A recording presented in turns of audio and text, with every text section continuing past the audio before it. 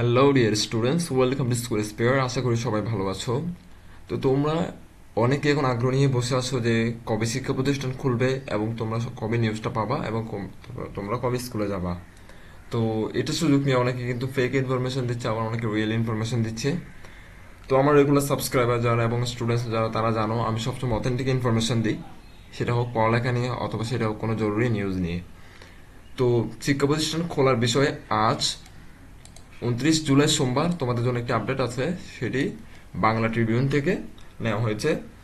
তো সেখানে বলা হয়েছে চলমান এসএসসি পরীক্ষা শেষ করতে বেশি গুরুত্ব দিচ্ছে শিক্ষা মন্ত্রণালয়। এছাড়া মাধ্যমিকের ষান্মাসিক সমষ্টিক মানে তোমাদের মূল্যায়ন শেষ করতে চাপ রয়েছে, কিন্তু শিক্ষা প্রতিষ্ঠান না খোলা গেলে কোনোটাই সম্ভব হবে না। তাই আগামী 2 দিনের মধ্যে সিদ্ধান্ত নেওয়া হবে কবে নাগাদ শিক্ষা প্রতিষ্ঠান খুলবে। অন্যদিকে মেট্রোপলিটন সিটি এলাকায় প্রাথমিক বিদ্যালয় খুলে দেওয়ার বিষয়ে সিদ্ধান্ত নিতে আরও 2 দিন সময় লাগবে, মন্ত্রণালয়ের এই সংশ্লিষ্ট সূত্রে জানা গেছে। তো বলছে মাধ্যমিক উচ্চ মাধ্যমিক পর্যায়ে শিক্ষা প্রতিষ্ঠান খুলে দেওয়ার বিষয়ে এখনো সময় লাগবে বলে জানিয়েছে মাধ্যমিক ও উচ্চ শিক্ষা অধিদপ্তরের মহাপরিচালক অধ্যাপক নেহাল আহমেদ। তিনি বাংলা ট্রিবিউনকে বলেন আগামী 2 দিনের মধ্যে আলাপ আলোচনা করে শিক্ষা প্রতিষ্ঠান খুলে দেওয়ার সিদ্ধান্ত নেওয়া হবে, তবে এই বিষয়ে এখনো চূড়ান্ত কোনো আলোচনা হয়নি। তো 29 জুলাই কিন্তু আমরা একটা আগের ভিডিওতে বলেছি 29 জুলাই একটি চূড়ান্ত আলোচনা হওয়ার কথা ছিল। তার মানে এটা তারা বোঝা যাচ্ছে তারা এখনো বৈঠকে বসেনি অথবা তারা কোনো সিদ্ধান্তে পৌঁছায়নি এখনো।